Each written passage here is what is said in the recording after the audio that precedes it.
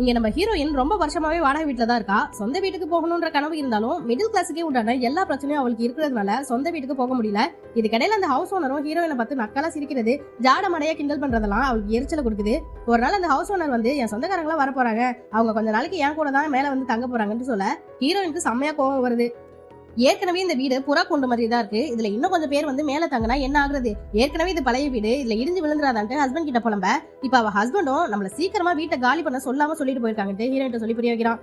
ஹீரோயினும் வழக்கம் போல அவ ஹஸ்பண்டுக்கு மார்னிங் டிஃபன் முடிச்சிட்டு லஞ்ச் எல்லாம் பேக் பண்ணி கொடுத்துட்டு அவ ஆஃபீஸ் போனதுக்கு அப்புறம் ரிலாக்ஸ்டா ஒரு டீயை போட்டு குடிச்சதுக்கு அப்புறம் தான் குப்பை மாதிரி கலந்து கிடக்கிற வீட்டெல்லாம் சுத்தம் பண்ண ஸ்டார்ட் பண்றா. வீட்டு வேலையெல்லாம் முடிச்சதுக்கு அப்புறம் 1 மணி நேரம் படுத்து தூங்கி ரெஸ்ட் எடுப்பா. அந்த 1 மணி நேரம் தான் இவளுக்காக இவ ஸ்பெண்ட் பண்ற டைம். அப்படி ஒரு நாள் தூங்கிட்டு இருக்கும்போது பயங்கரமா சிரிச்சு பேசுற சத்தம் கேக்குது. யாருன்னு வெளியில வந்து பார்த்தா ஹவுஸ் ஓனர் தான் அவங்க சொந்தக்காரங்க கிட்ட பேசிட்டு இருக்கா. இதனால ஹீரோயினோட தூக்கமும் கெட்டு போயிடுது.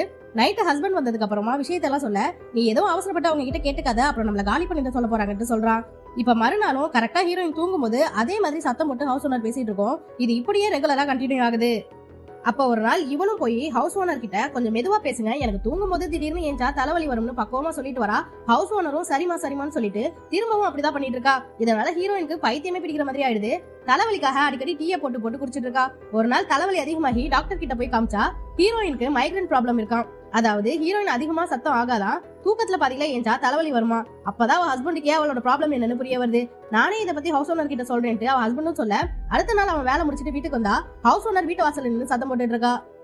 என்னன்னா செவுத்துல இங்க மனுஷங்க தூங்கிட்டு இருக்காங்க, கொஞ்சம் மனுஷங்க மாதிரி நடந்துக்கோங்கன்னு சொல்லி எழுதி வச்சிருக்கா. இதுல கடுப்பான ஹவுஸ் ஓனர் தான் இங்க வந்து கத்திட்டு இருக்கா. புருஷங்காரனும் நடந்ததுக்கெல்லாம் சாரி கேட்டா அதெல்லாம் சரிப்பட்டு வராது, இன்னும் 1 வாரத்துல நீங்க வீட்டை காலி பண்ணியே ஆகணும்ட்டு கராரா சொல்லிட. இதனால டென்ஷன் ஆனவன் ஹீரோயினை பிடிச்சி திட்டி விட்டுறான். ஏன் திட்டுறீங்க, நீங்க எனக்கு சப்போர்ட் பண்ணுவீங்கன்னு தானே நான் நினைச்சிட்டு ஹீரோயின் சொன்னா, வீடு பாக்கணும்னா 50,000 தேவைப்படும், அதுக்கு நான் எங்க போறது, இதுல உனக்கு சப்போர்ட் வேற பண்ணுவாங்களான்ட்டு அவளை எரிஞ்சு விழ. மறுநாள் காலையிலயும் அதே டென்ஷனோட வேலைக்கு கிளம்பிட்டு ஹாரனை போட்டு அமுக்கு அமுக்கு நம்பிக்கிட்டு இருக்கான். அதனால அவசர அவசரமா லஞ்ச கட்டி கொண்டுட்டு வர பதட்டத்துல அவ மேலேயே கொட்டிட. இதனால இன்னும் டென்ஷன் ஆனவன் அவளை முறைச்சிட்டு ஷர்ட்டை மாத்திட்டு வேலைக்கு போயிடுறான். அவ அதுக்கப்புறம் உள்ளேயே போகாம அந்த கொட்டின சாப்பாட்டையே பாத்துக்கிட்டு உட்கார்ந்துட்டு இருக்க. கொஞ்ச நேரத்துல அவளுக்கு தூக்கம் சொக்க ஆரம்பிக்குது.